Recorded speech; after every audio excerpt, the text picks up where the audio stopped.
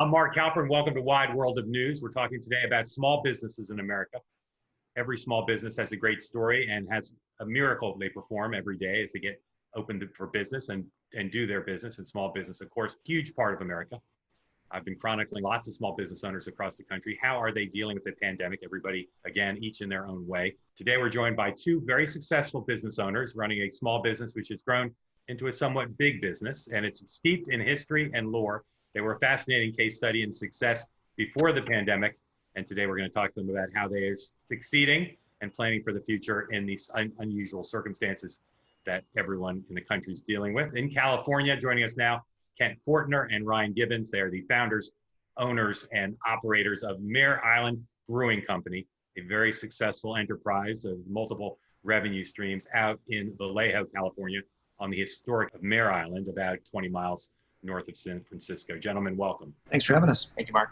One of you tell us, what was your business like in February? How were things? What business were you in, and how was it going? Things were rocking. Those are like the good old days at this point, 6 months ago. But we have a couple different tap rooms. We have a production facility. We sell a lot wholesale directly distributed to all kinds of restaurants. We had a special event space that was just on fire. It was booked out almost every weekend throughout the entire year and starting to book out through the weeks.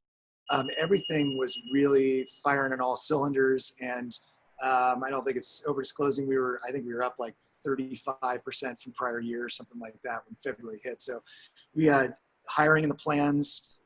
We had big plans at that time. The core of your business is you brew a beer, which I can say from experience is outstanding. But around that, you built this little mini empire. As you said, you've got an event space. You sell food as well. You sell hats and T-shirts, which people love, and you also sell your beer both retail and then to other establishments. So you had lots of revenue streams. Talk about what happened to the business in March. I would say, March was coming around. We were paying attention to the news and watching obviously the pandemic closing in. Internally, we were doing some changes as far as trying to flip the model over to some online sales, which was part of our 2020 initiatives anyway to get that going.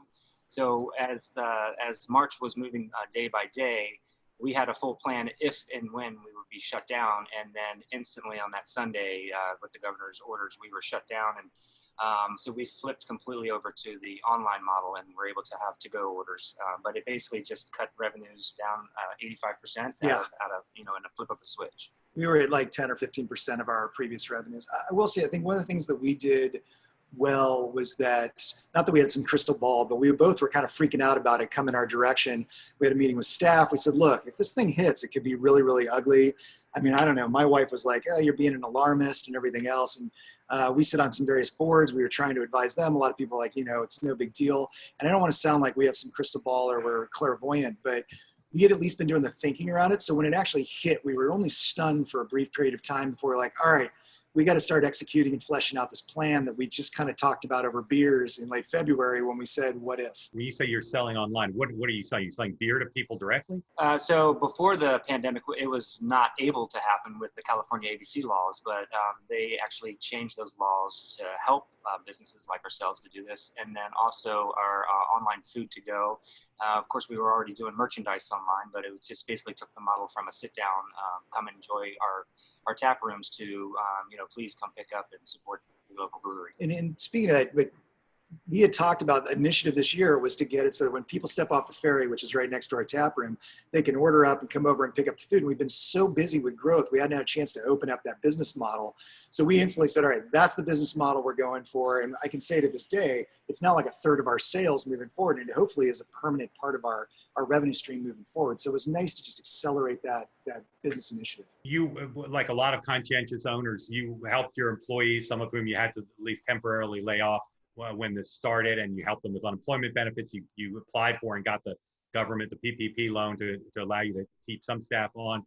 If you could go back, knowing what you know now about what's happened since March, what would you have done differently to try to help both your employees and to keep the business purring along? I actually feel like we executed pretty darn well when we were looking at. I will say that we looked ahead and we said, okay, if this happens, what do we need to do? We had a conversation around it. And I don't think we went quite deep enough to say that, okay, if that happens, then the next domino falls, then the next domino falls.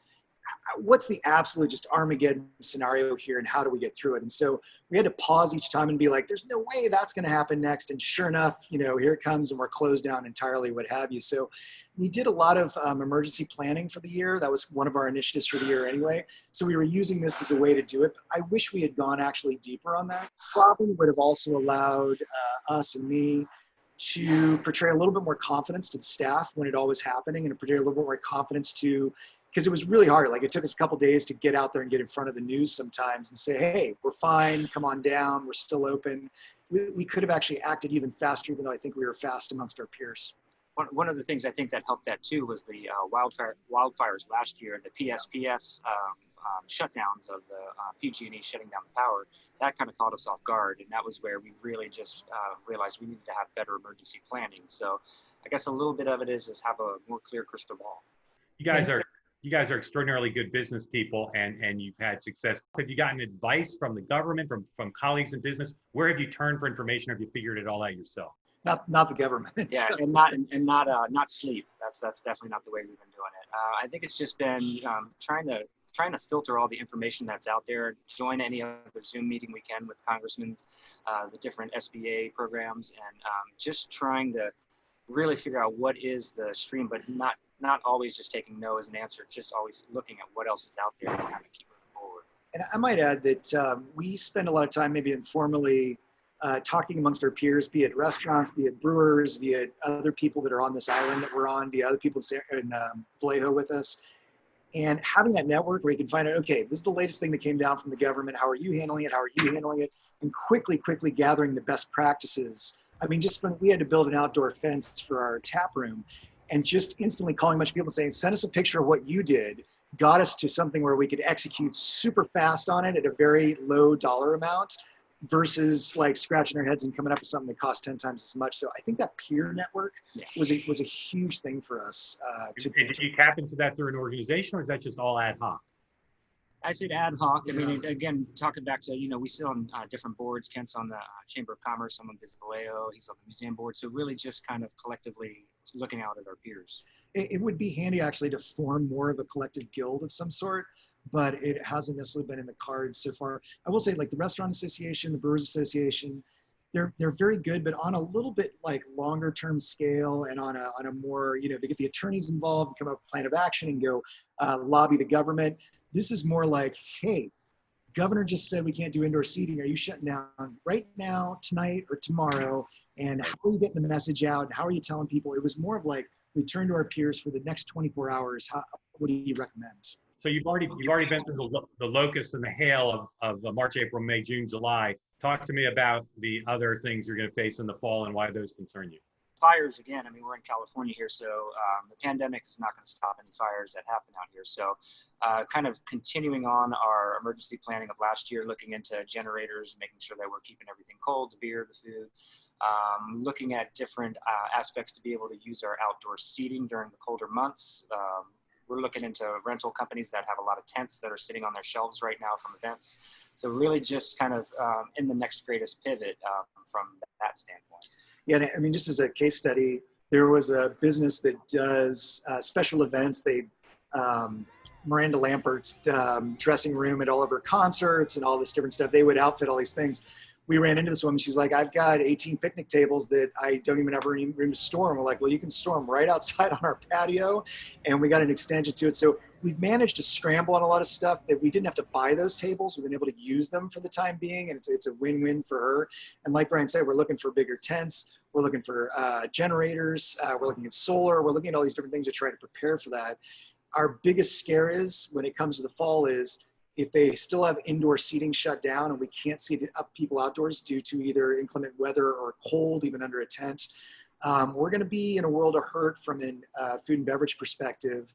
And on top of that, the restaurants we sell to are going to be in a world of hurt as well. So it's going to be hard to sell to them. So at this point, that's a little bit of the disaster planning we're looking at is like, what's the scenario if we actually don't have an outlet to actually sell beer the way we can right now? Guys, I wish you the best of luck. I'm I'm impressed by the success you had up through February, and maybe even more impressed by how you've adapted to this extraordinary circumstance. Their hats and T-shirts are great. their beer is maybe even a little better. So I recommend it to you. You can look for them, Mare Island Brewing Company, on your Google or your Bing or wherever you want to find it. And Kent and Ryan, I wish you the best of luck in dealing with the fires and the cold and bringing your businesses back where they were before and beyond. Thank you for taking the time. Appreciate it, Marty. Thank you. Yeah. Thank you all for watching. We'll talk to you again soon right here on Wide World of News.